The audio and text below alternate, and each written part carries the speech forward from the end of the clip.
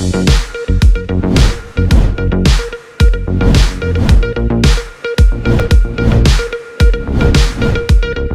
future where sustainable infrastructure stands at the core of our regional development strategy.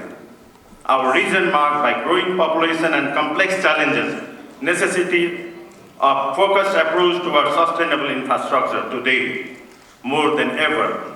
It is an imperative that we prioritize collaboration and innovation to address economic development, mitigate climate change impact, and enhance energy security. Sustainable infrastructure holds the key to not only confronting these challenges, but also fostering enduring economic growth, lessening the impact of climate change, and fortifying energy security. Building upon a momentum generated by our previous forum in Nepal, Mongolia, and the Philippines, under the overarching theme of partnering in sustainable infrastructure. This gather aims to go deeper into collaborative strategy. We are committed to crystallizing the outcomes of our discussion and formulating the Kathmandu Declaration on Sustainable Infrastructure. This declaration is envisioned to be our guiding light, illuminating our path for future endeavors. It will serve as an inspiration of policy making and a catalyst for transformative action within the construction industry.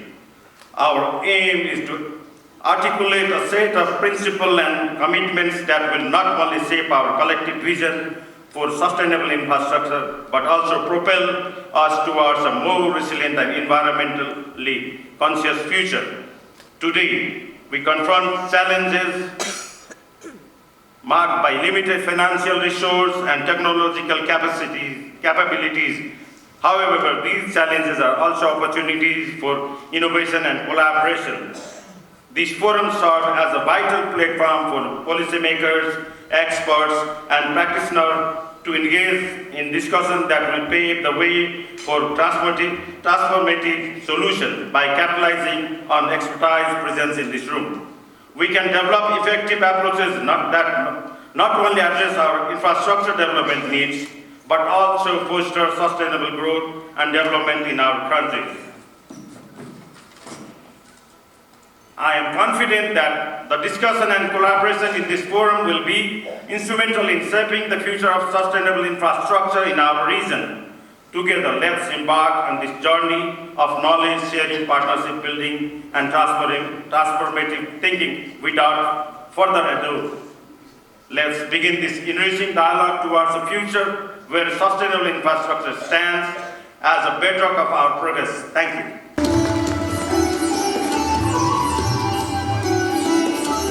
I'll grab on this auspicious start. Right Honorable Prime Minister Pushpa Kamal Dahal Prachanda, distinguished guests, esteemed speakers, honorable delegates, ladies and gentlemen.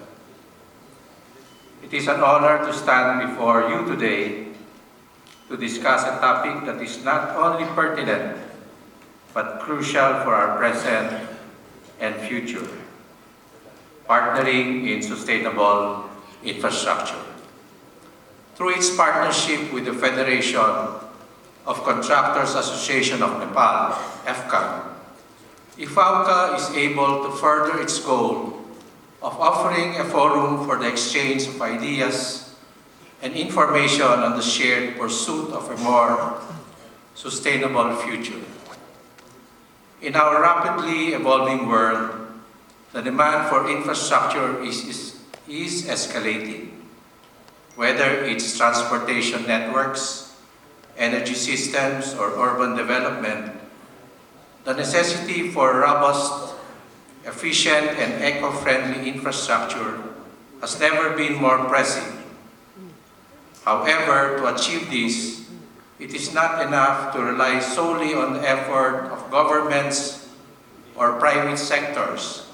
It requires a collaborative effort. It requires partnership.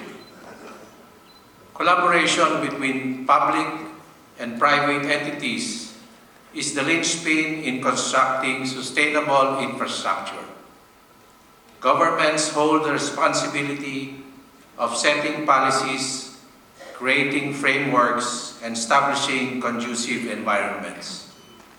On the other hand, the private sector brings innovation, expertise, and investment capital necessary to drive these ambitious projects forward. The essence of sustainable infrastructure lies not only in its construction, but also in its longevity and environmental impact. It encompasses designs that reduce carbon footprints, optimize resource utilization, and embrace renewable energy sources. Such infrastructure is resilient in the face of climate change and capable of meeting the present needs without compromising the needs of the future generations. We have to maintain the balance between economic growth, social well-being, and environment protection. Partnerships foster innovation. When different entities collaborate, they bring unique perspectives to the table, igniting creativity and new solutions. Think of smart cities integrating technology seamlessly in urban spaces, or renewable energy projects providing power sustainably. These are the products of collaborative efforts. However, partnering in sustainable infrastructure isn't without its challenges. Financing, risk allocation, and conflicting interests can present hurdles. But overcoming these challenges is possible through transparent communication, shared goals, and mutual understanding of each other's strengths and limitations. We urge you all to actively engage, network, and collaborate during this forum. Let us seize this opportunity to forge partnerships and alliances that will extend beyond these walls, creating a ripple effect that will positively impact communities around the world. It is not merely about construction buildings, roads, or power grids. It is about building communities, enhancing livelihoods, and safeguarding the planet. The benefits extend beyond the infrastructure itself, spurring economic growth, creating jobs, and enhancing the quality of life for all. As we stand in the nexus of innovation and necessity, let us reiterate our commitment to forging strong partnerships in sustainable infrastructure. Let's bridge the gap between ambition and action, between aspiration and implementation. Together, we have the power to build a sustainable future. One bridge, one wind farm, one sustainable community at a time.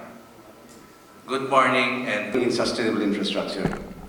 Our commitment to fostering international collaboration and addressing the pressing issues surrounding the sustainable infrastructure had led us to organize 4 international forums, each covering crucial aspects of this very important endeavor. The first of these forums was held on 23rd of March 2023 in Kathmandu under the Financing Sustainable Infrastructure. The forum highlighted the critical need for global infrastructure investment, including financing gaps. There is a need to focus beyond economic return and emphasize on the whole project's life cycle. The forum recognized that there are professional challenges and emphasized to adopt global best practices and foster partnership. The insights gained from this forum have set the stage for the subsequent discussions that we had. Moving forward, the forum titled Sustainable Building Era, held on June 15, 2023 in Ulaanbaatar, Mongolia, provided us with invaluable takeaways that have enriched our collective understanding of sustainable practices in construction and development, including disaster risk reduction and green buildings. The forum focused on digitalization, adoption of holistic approach to development with special focus on resilience, environmental and safeguards, and sustainability issues. The third forum on implementing resilient and sustainable infrastructure was organized on 10th of November in the Philippines. 4 specific areas were covered, including policy and planning, financing, technology and innovation for resilient infrastructure, and ensuring social and environmental sustainability. The forum delivered on the need to look beyond economic and equity aspects and capture net economic and social issues, focus on urban infrastructure and retrofit current cities. It emphasized the need of new ways of thinking, planning, building, and investment in infrastructure as they are emerging policies and new business opportunities, and move towards circular economy from current linear thinking. Now today, as a culmination of all our efforts throughout the year, we'll deliberate on how the entire industry of the region should move forward in fostering partnership and collaboration in creating more sustainable infrastructure. These discussions serve as a testament of our collective dedication to shaping a future where infrastructure not only meets the need of the present but is resilient enough to withstand the challenges of tomorrow. Thank you for your attention, and I eagerly anticipate continued success of our endeavors. Thank you. On the 3 forums that have shaped the journey of the 46th IFAPCA convention thus far.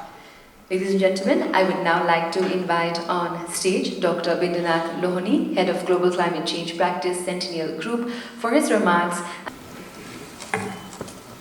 Right Honorable Prime Minister of Nepal, Excellencies, ladies and gentlemen, this morning I've been asked to perform 2 tasks by the organizers. One, to make some remarks, very short, including looking at those 4 forums which Mr. Pandey very nicely presented. I attended 3 of these forums, and I will have made some takeaways from this in very short, in 5 minutes. And the second task is I have a job of introducing the keynote speaker. Now the first on remarks. We've seen that the overall theme of the forum was sustainable infrastructure.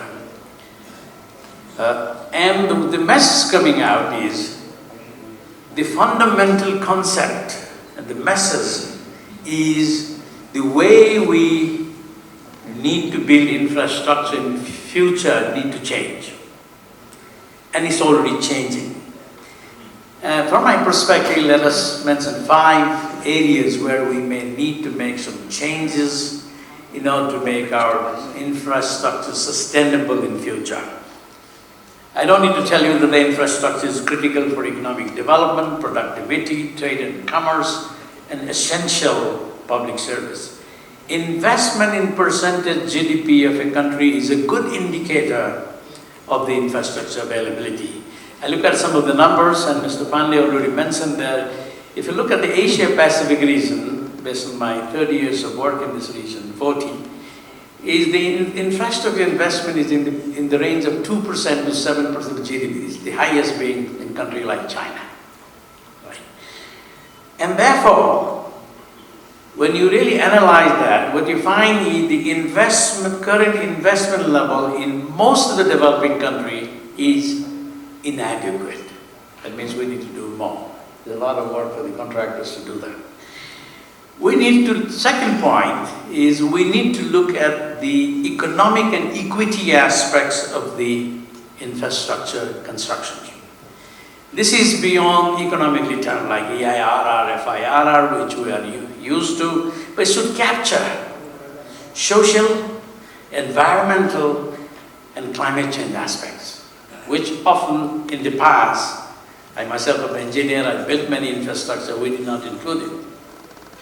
Third, we need to build sustainable and resilient infrastructure, that will last natural disaster, climate change, etc., and we need to consider these natural disaster, environment, climate change impacts, and we need to be we need to consider the SDGs 2030, which is a global commitment made by the countries, as well as the Paris commitment of 2015, also agreed by the countries, and take note of some of the COP discussions. Next week is the COP already in Dubai. And we need to be prepared to develop new and emerging policy in key sectors, like in energy efficiency, renewable, as was mentioned by Mr. Levy, transport, moving into the EVs, urban making city resilient, etc., and water, agriculture, etc. Be prepared to make changes in the policies.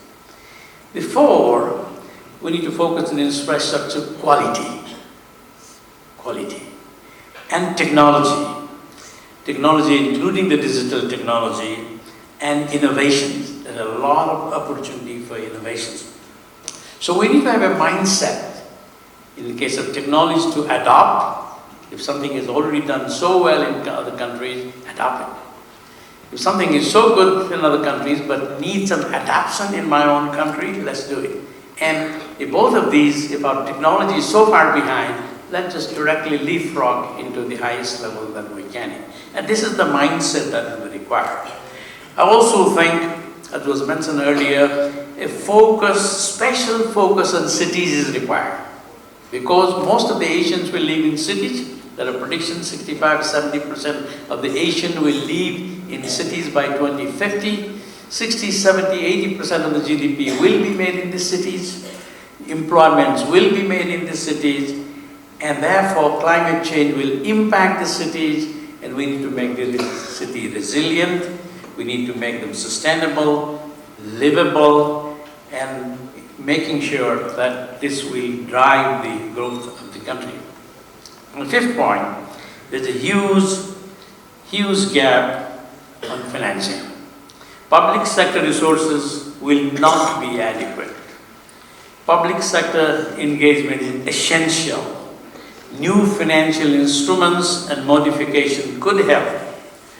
And there's also a huge gap on knowledge, the knowledge gap.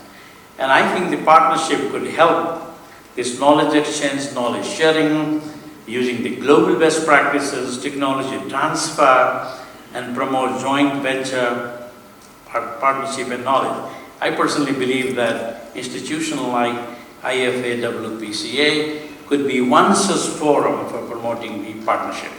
That's my very short 4 minutes summary. Now on my second task, to introduce Engineer Seng Chuan Tan, who is a professional colleague and continues to remain as a good friend. I don't know tomorrow. Really honored and privileged to introduce this man who doesn't need introduction. His detailed profile is mentioned on page 9 of this book, so I'll be very, very short. Engineer Seng Chuan Tan presently serves as the President-elect of the World Federation of Engineering Organization, WFEO. And he is also the chairman of the Charter Engineering Board, Singapore. Engineer Tan is the Emeritus President of the Institute of Engineers, Singapore, where he served as president from 2006 to 2008. He also served as president of the Federation of Engineering Institutions of Asia and the Pacific, abbreviated as FEIAP, right? From 2007 to 2011. He was the chairman of the Asia Pacific Cooperation, APEC. The meeting is happening in San Francisco as we speak, Engineers Coordinating Committee, member of the International Engineering Alliance, governing board from 2000 to 15. Now he has lots of professional experience, and I'll be brief, lots of experience in many areas of infrastructure, oil and gas, environment, sustainability, climate change. He's accomplished in all those areas. In terms of the career, a few things worth mentioning. He was the Assistant General Manager in Jurong Engineering Limited, which is a very prestigious organization in Singapore. He was the Director for the Asia Pacific region for a global company called CS2M Hill, very well-known company, used to be. Also, he was also the regional manager for another international global company called Rambo. He is currently doing a very nice boutique a company called Temposu, solely committed to environment, climate change, sustainable development, trying to get the SDG 23 and Paris Agreement forward. He is an engineer with degrees, higher degrees. I will not mention all of that, but most importantly, I think he is grounded in Singapore and committed to help the Asia-Pacific region in the areas in which we are talking today. It's my pleasure to now invite Engineer Seng Chuan to tell you. President and Council Member of IFACA, and distinguished guests, ladies and gentlemen, good morning. This morning I'm going to share with you what we have done globally and how do we get into the sustainability journey. First, I'd like to introduce a bit of WFEO.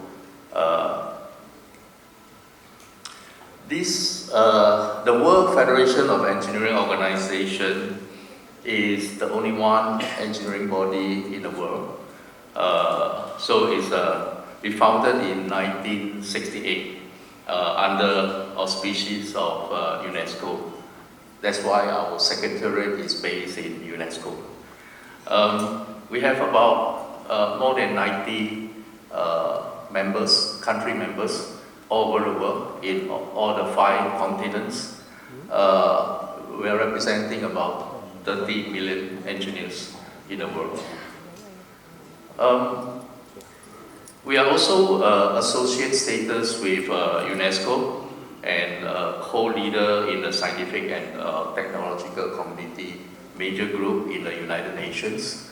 So we probably the voice of engineers in the United Nations. Of course, like all other organizations, we have a standing technical committee. We do have a policy implementation committee and number of working groups. And when WFEO in 2018, we started to have Paris. We have declarations with UNESCO supporting UNESCO in promoting sustainable development goals. So, you know, the UN started this SDG in 2016, and the target is 2030. So engineering is the main body to help to implement this SDG, because if you look at all the 17 goals, every one of them involve engineering work. So so we had the Paris declarations. So one of the important is in 2020, we work with UNESCO and led the initiative of celebrating engineers worldwide. And UNESCO do declare 4th of March is the World Engineering Day for Sustainable Developments. So this coming March 4th, in 2024, we will be having a bigger celebrations in Portugal to celebrate Engineering Day. And the celebration is all over the world. So it is not just only a single location, because all our members will be celebrating that day, right? And we encourage all other engineering-related professions working with us and celebrate this day so that engineering status can be recognized by general public. So next, I'd like to share with you the climate-related risks and challenges. You know, we have been heard about climate risks and what are the opportunities for us. But important is how are we going to get into it, right? So later on, I'll share something with you on that. Looking at the Global Risk Report 2023, I will just mention the three main risks by the investor. So looking at the short term, that is about 2 years, people worry about the cost of living. All right, there's a lot of crises, the inflations. So this is what people are looking concerned and worried about it. Of course, the next, due to the climate change, natural disaster and extreme weather event is a big issue. I'll show you some figure later on related to damages done by this natural disaster. And you can see that who is the culprit? It's us, because we are not controlling the global warming, the temperature increase. Of course, the third is geo-economical confrontation, right? Because of all this geo-economic confrontation, we got no time, no resources to go and mitigate the climate change. So these are the short term, but looking at the longer term, you look at the failure of mitigating the climate change. Next week is the COP28, right, in Dubai, UAE, right? So what are COP going to discuss? There are many issues, and we had declared 2045 to 2060. Many countries has declared, but what we want is to implement, to say what we to walk the talk, right? So I think that is quite an important area. That is quite an important area to see how can we come together and work together and see how to mitigate the emissions and to reduce the global warming, right? So I think this is where this forum all about is to get everybody's awareness. Let's work together and see how to mitigate the climate change, reduce the emission target. Second, you will see at the longer term is failure climate adaptation because of the sea level rise and global warming, which we can't control. We have to put in a lot of resources and investment into the infrastructure. And one of it is Singapore is already started because Singapore is one of the very vulnerable island state. And we have started the coastal protection initiative. And then we have target to do it in 100 years. And it's a long-term investment. We are putting in about 100 billion Sing dollar into the project itself. So for our colleagues in Singapore and some of our company in the regions, you are able to participate in some of this coastal protection. And this will be not only in Singapore, but Indonesia, Thailand, Philippines. I think we are facing the same kind of problem because flood is one of the critical natural disaster in these regions. And of course, natural disaster and extreme weather event. So these are the top concern by the people. Looking at the number, under the ESCAPE, the Economic and Social Commission of United Nations, this year's reports, in 2022, 140 disaster events occurred, right, in Asia Pac. And then it caused about 7,500 deaths and affecting 64 million people. So you can see the amount of economic damages, 57 billions, right? If we use as 57 billions for our economic development, that's so much better, right? So if you see that the main concern from 1970 to 2022, the major disaster are from storm and the earthquake in this region because we are in the earthquake zone and can't avoid due to the natural disaster. And compared with other part of the world, there are only 1.42 million. Same period, but different natural disaster in terms of drought and earthquake.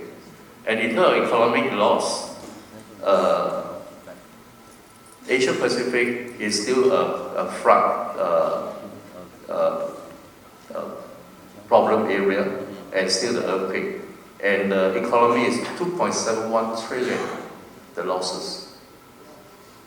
And you look, compare with other part of the world, they are more on the storm, and it's only 3.6. So if you can see the Asia Pacific, the boundary, and we got to work more, and we need more resources, like what Dr. Bindu just now mentioned. It's about the investment, climate investment. We have a big gap, and I will show you some of the data later on. Just take some example. What is a scenario? This is more towards on the climate risk. It was looking at sea level rise. If we can control from lower than 2 degrees, we probably still had a hit on the sea level rise, but not as much, right? But if you don't have any control and then you go to 5 degrees, we're going to have 1.7, or even predictions is about 4 to 5 meters in the long run. So you can see probably a lot of us will be living below water in future. It's just like Netherlands. Netherlands is 7 to 8 meters below water. All right, so you can see that how important for us to mitigate the climate change. In terms of frequency of extreme rainfall, looking at the percentage over there, even we maintain at below 2 degrees, it's still about 17 to 36% in more frequent, right? And then if we don't, 150%. So we're always in the flood area if we don't do anything. So we can see quite serious in terms of the physical impact, and then you're looking at the below, the economic impact, our food and our asset, they're going to have a big problem. So, all right. So I think you can see the seriousness of this climate change, and this is where COP28 is going to address how do we keep below the 1.5. In Paris Agreement in 2016, we always talk about 2 degrees C, but then now we don't think we can maintain 2 degrees C. We have to go down to 1.5. Are we going to do it at 1.5? Not so optimistic. All right. So you will see that this from next week onwards, there's going to be a lot of discussions in the COP meeting. All right. And but if you look at the demand in infrastructure in impact, this is based on the ADB this year's report, looking at the resource need, expected percentage of GDP. If you can see there, is East Asia 5.3, Republic of China 5.9, and South Asia 9.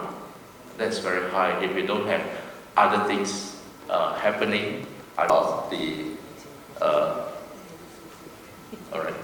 So if we look at 1.5 degrees C, we have to reduce 43% of the carbon emissions from present moment. All right.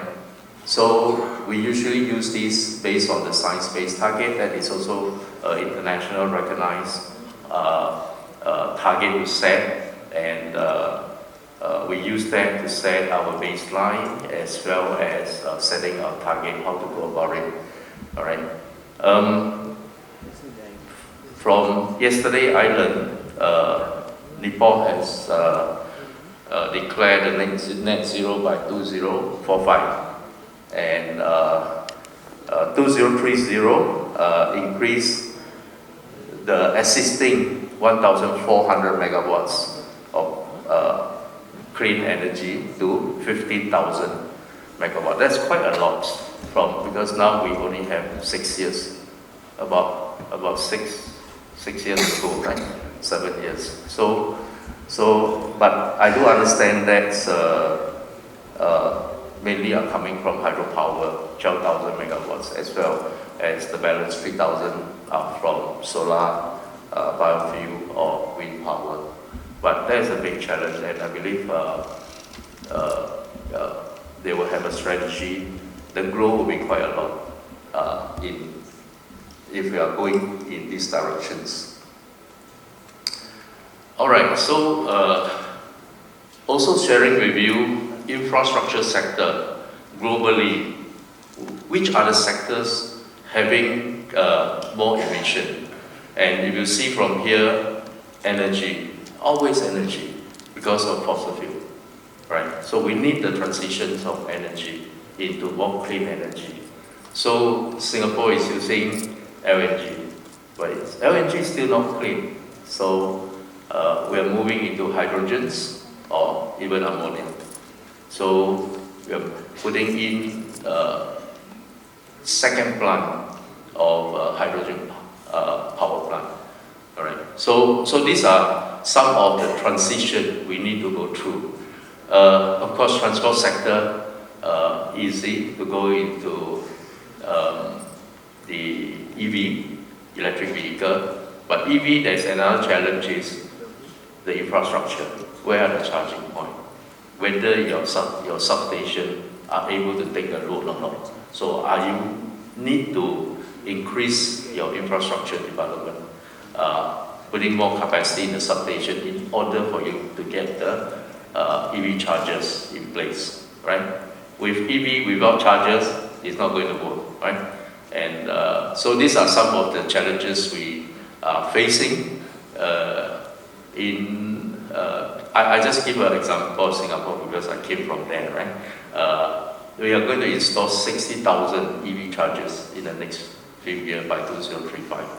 And this is very fast, very aggressive, but we have to do that because we're going to not to register any new car on fossil fuel. All right, so looking at building sector, the third one is building sector, and overall in Asia Pac, our carbon emission is about 79%. So that is very, very high. So that's more urgent for colleagues over here to work together to see how we can reduce the carbon emissions. And of course, if you look at the cost on the climate adaptation cost, the money we spend on adaptation, the highest is still water because the flood area and transport and building. All right, the amount of money we spend about 81 billion USD. Okay, so then how do we keep to 1.5 degrees C? All right, so if you look at the infrastructure of building life cycle, it always start with planning, right? And then design, implementations, construction, operation. At the end is you're going to tear down, right? But every stage, this is some recommendation by IPCC. Looking at the planning stage, we're looking at explore alternative. We try not to build as per what we want to do, right? We try to find alternative. Is there any existing asset we're able to utilize before we even put the pencil down to the drawing? And then we are looking at the maximize of the existing asset. And then as far as designer is concerned, I think designer play a very important role to look at material selections, whether the design is carbon optimize the carbon emissions, right? And then, of course, when it comes to looking at the carbon abatement, we're also looking at the cost. What is the return, right? So all this need to be done upfront during the design stage, and then we're looking at during the construction stage how to be more efficient. So, example like some of the company in Singapore now we always have this railway constructions, and railway constructions in 5, 6 years, even sometimes up to 8 years. The site office they are putting in solar energy self-sufficiency instead of getting from diesel generator, right? So we have minimized the diesel generator use at site, and even for water discharge, we do get into sedimentation before we discharge, so that we don't discharge it to the river or discharge it to the sea. All right, so to make sure the water qualities are there, and of course noise, air, in terms of environmental impact, we do it upfront during the design stage. So come to construction stage, it's just more implementation. What is more in terms of construction technology? How do we deploy the technology into the construction field? And even, say for example, recasting rather than conventional. Using the material on green cement. There are many.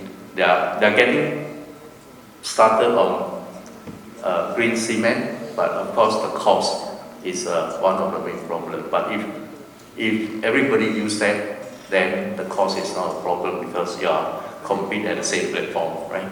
So, and even for steel structure, we're using the green, getting more into green steel structure. What is green steel structure? Green steel structure is basically the manufacturing process.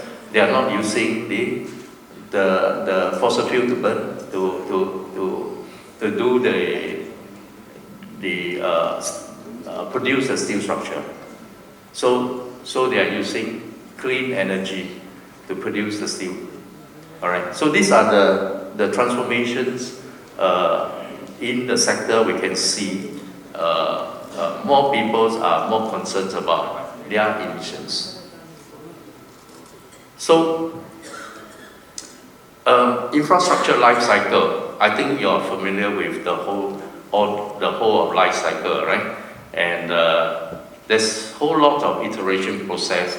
It will not be just like you finish the design, you rush for it, getting the contractors to cooperate, start to build.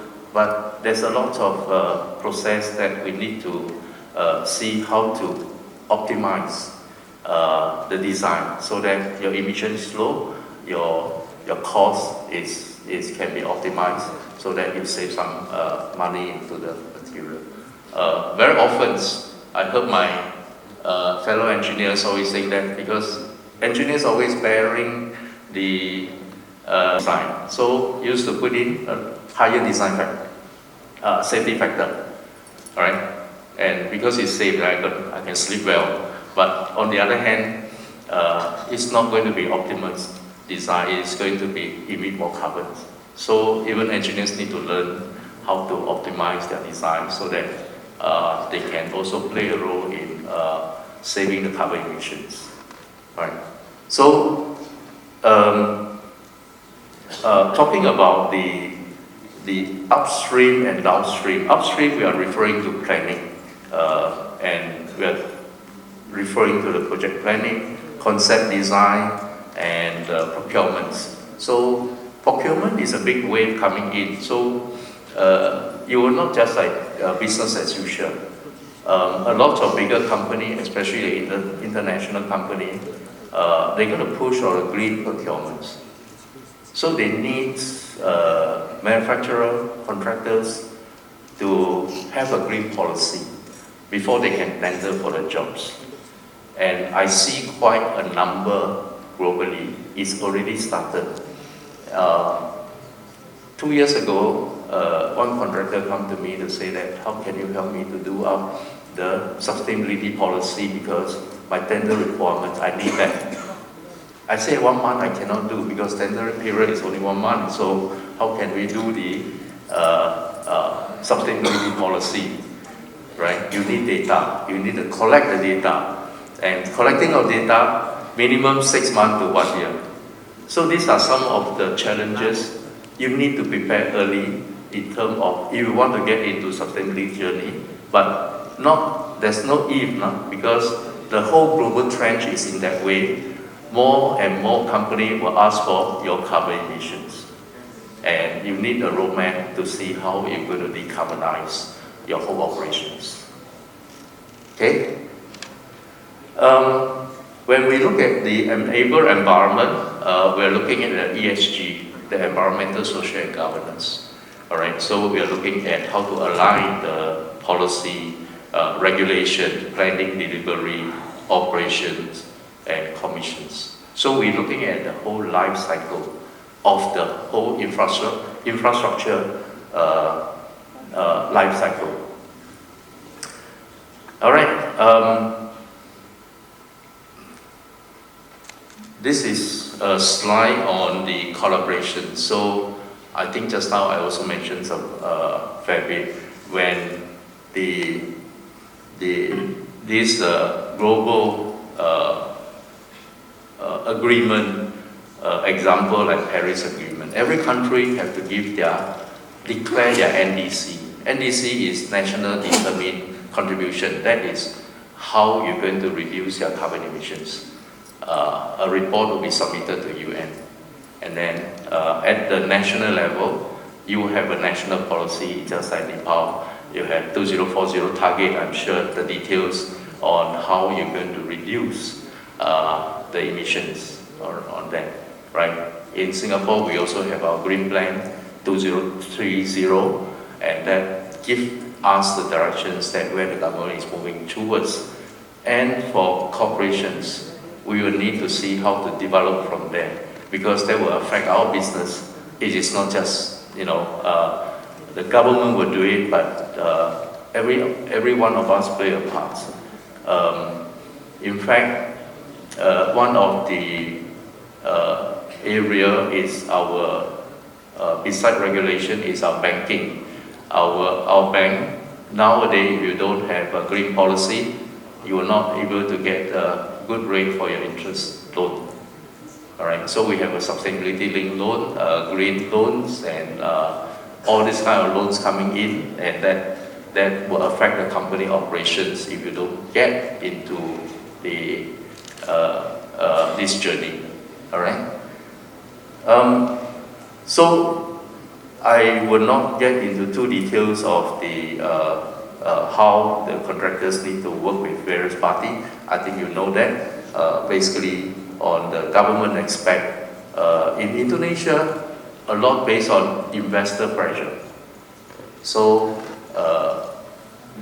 the investor in the boards, because they are from international, so they give pressure to the company that you need to get into declare your carbon footprint. Okay. So, of course, the other is the developer, designer, manufacturer, and body carbon is one of the major ones. And of course, NGO. A lot of infrastructure project, we are also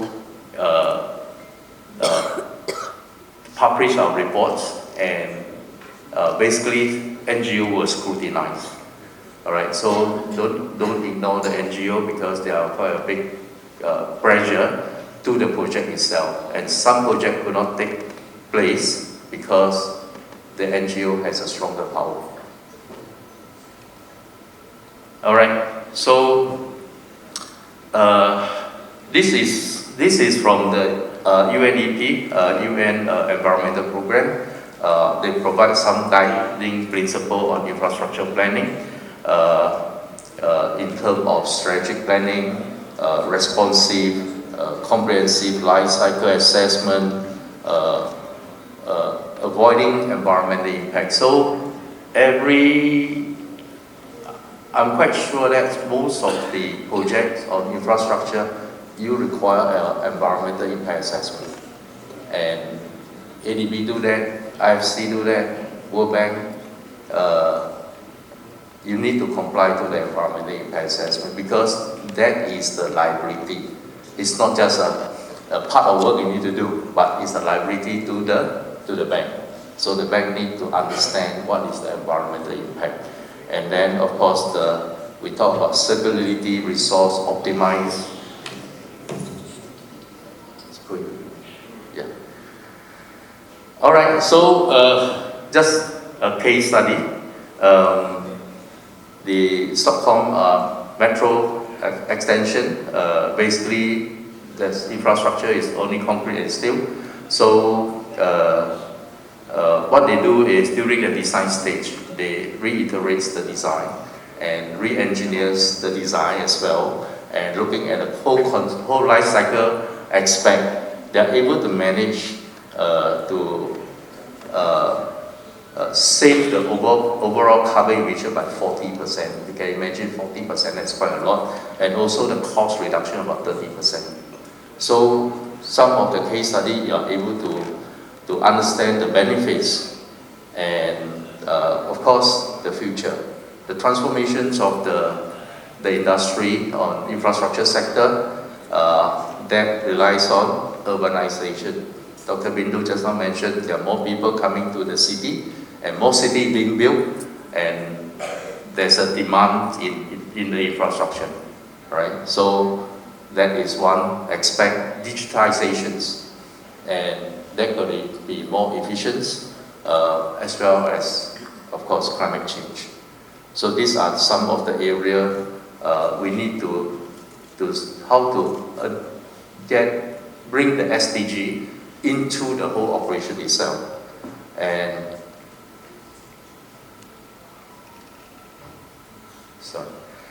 so of course, under the new ecosystem, this is from the World Economic Forum recommendation. They're talking about infrastructure 4.0. We're looking at the new ecosystem being formed, right? In terms of focus on not only the projects, but also the human and nature, all right? And then in terms of formulated approach, technology transformations, is going to affect the infrastructure development, digital strategy, new technology innovations, and of course, building the capacity of the design team. All right, and then in terms of new business model, frame the ESG into the operations. Of course, I mentioned about a lot of design, collaborations, optimizations of risk allocation, full life cycle value, and in terms of procurements, I mentioned about green procurement.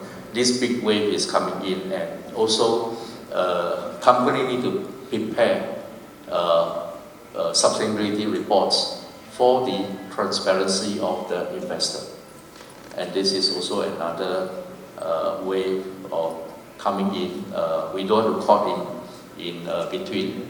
In fact, the manufacturing sector already been started this journey, and I find that in the infrastructure or construction sector, the take-up rate is a bit slow, but of course with this forum, I hope that more members are able to start the journey, and of course the financial and new financials considerations on the cost-benefit analysis, and the skill and educations. So in terms of skill and educations, not only the younger engineer need to go for their upskilling, but even the board of directors, the top management is required to understand.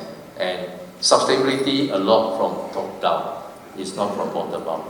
Right? Bottom up we can't work because what you need is the resources and the commitment. Right? So under the Singapore Stock Exchange, all the directors of listed company, they are compulsory to attend half a day training on sustainability related training. All right, and okay, so I'll get into the last slide. Sorry, I'm just showing what our UN SecGen has mentioned. I think it's very important in terms of infrastructure is a key tool for improvement productivity, stimulating economic growth, generating decent jobs, addressing inequality, and building resilience. And I find this is exactly what we are looking for. Without any investment, you are not going to get there. All right, and but the infrastructure will only deliver on this objective if the sustainability is embedded at its core, increasing society resilience while reducing the climate risk. So it covers everything in terms of resilience as well as the challenges. Thank you. Chairperson of this forum and President of IPAPCA, Mr. Ravi Singh, other officials, distinguished delegates, ladies and gentlemen, friends from media, very good morning and namaste to everybody. I am deeply honored to stand as the chief guest and to have the privilege of inaugurating this significant forum. I extend my sincere gratitude to IPAPCA for granting me this opportunity to represent as the chief guest in this international forum. As we come together under the theme Partnering in Sustainable Infrastructure that is both relevant and pertinent, we acknowledge the critical importance of sustainable development in our region that is evident through the government endeavor as well. The impact of our collective efforts in promoting sustainable practice transcends national borders, influencing the very fabric of our communities and ecosystems. Today's theme resonates profoundly with the challenges and opportunities we face in building a future that is not only robust but also environmentally sustainable. I am well aware of the commendable work that IPAPCA has undertaken throughout the year that it spans from the buzzing streets of Kathmandu to the tranquil landscape of Manila. The diversity of this location reflects the sheer commitment and responsibilities of our nations to collaborate and address common challenges in the sustenance of our entire planet and the humankind. I eagerly anticipate the outcome of our discussion will be encapsulated in the Kathmandu Declaration that follows. Nepal has presented its ambitious target of achieving net zero emission by 2045 as its international commitment. Our pursuit of sustainability stands as a beacon guiding our actions. We recognize that among all the construction industry has been a significant contributor to greenhouse gas emissions. The construction sector plays a pivotal role in shaping the future, and it is heartening to witness the active participation of the private sector in leading green construction initiatives. Yet we are well aware that all the sector's contributions to the economic development also must be responsible for the environment and for the ecosystem. Our commitment to sustainability goes beyond mere rhetoric. The government of Nepal is actively engaged in implementing measures to achieve our sustainable goals. We understand the importance of collaboration between the public and private sector as well as all the concerned stakeholders in driving meaningful changes. This forum stands as a testament to the proactive role played by the private sector that the Nepal government recognized as one of the pivotal driver of the national economy in advancing the cause of green construction and sustainability, resulting in a transformating change. I also want to reiterate our government's commitment in pursuing and implementing some harsh and resolute measures in the government policies and action that will be directed toward solving the malaise of structural imbalance in the sector of economy, governance, environmental sustainability. The recent action and endeavor of the government act is a testament of how responsible the government is towards its economic policies, sustainable development, and its obligation for the climate actions. With unwavering determination, we look forward to forging a strong partnership with all the stakeholders to achieve the cherished goal of sustainable goals characterized by economic prosperity, environment, stewardship, and social harmony. Together, we can create a future where we succeed economically while also taking care of our planet and of our people. I feel all optimistic in envisioning the insightful discussion and collaboration that will emerge from this forum. Once again, I want to convey my heartfelt thanks for this opportunity, and let us collectively strive toward a more sustainable and resilient future. Thank you for your attention. Thank you.